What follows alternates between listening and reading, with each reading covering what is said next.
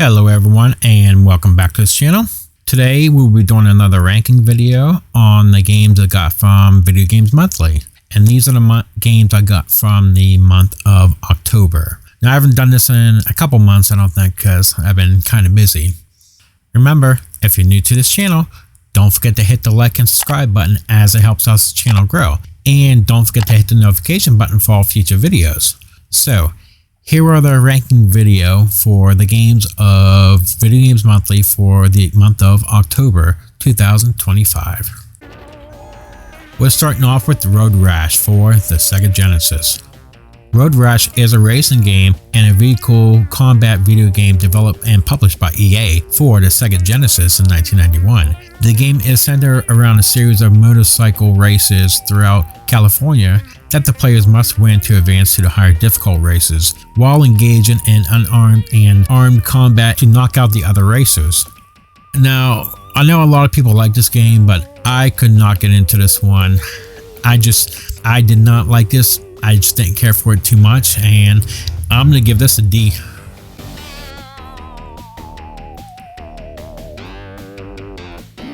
Next up, Side Pocket for the NES. Side Pocket is a simulation pool game and was ported to the NES and the Game Boy. The primary play mode, called Pocket Game, is a straight pool-like game set within a limited number of lives. The player must achieve by predetermined score to advance through the 4 or 5 levels. In the 2-player mode, the players can choose between Pocket Game and 9-ball game. In 2-player Pocket Game, the gameplay is similarity except the 2-player take turns.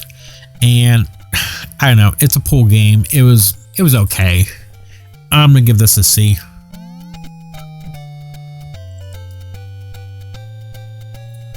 Next up, Top Gear for the Super Nintendo. Top Gear is a third-person racing game where players compete across multiple countries, aiming to qualify for successive stages by finishing each race within the top 5 positions. Players can choose between single-player and 2-player split-screen modes, select a difficult level, and configure various options such as speed display. The game features 4 cars, each with unique handling characteristics, top speeds, and fuel composition rates. Nitro boosts provide temporary speed bursts, but each race limits players to 3 bursts. Races take place across 4 course regions, with points awarded based on finishing positions. And it was a racing game. It wasn't bad, but not really into racing games that much. I'm gonna give this a C.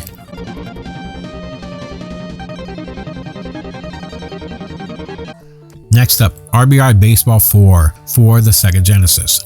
RBI Baseball 4 is the 4th game in the series of baseball simulators, which originally began as a reskin of Namco's Family Stadium franchise. And this first game in the series to be released solely for the 16-bit systems and the first to be the Sega Genesis exclusive.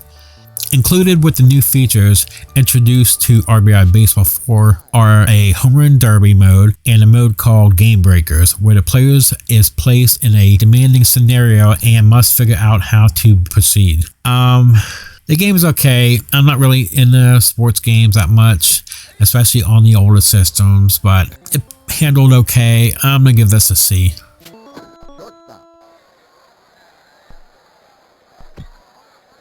And finally, we have Mickey's Dangerous Chase for the Game Boy. The player takes the role of either Mickey Mouse or Minnie Mouse. On their way to deliver a present, Pete comes along and steals it. The gameplay wise, it is similar to Capcom's Chip 'n Dale's Rescue Rangers, where the player can destroy enemies by throwing boxes or blocks.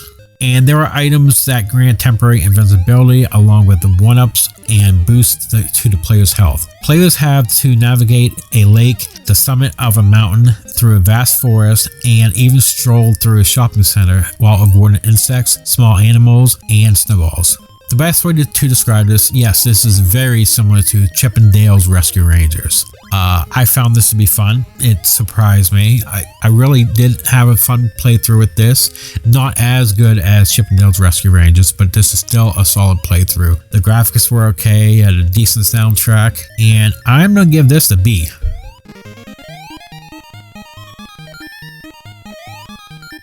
And there you have it for the month of October 2025. These are the games I got. and I would say it's probably an average month. Mostly racing games and sports games. I'm more into adventure games, but it was a solid box.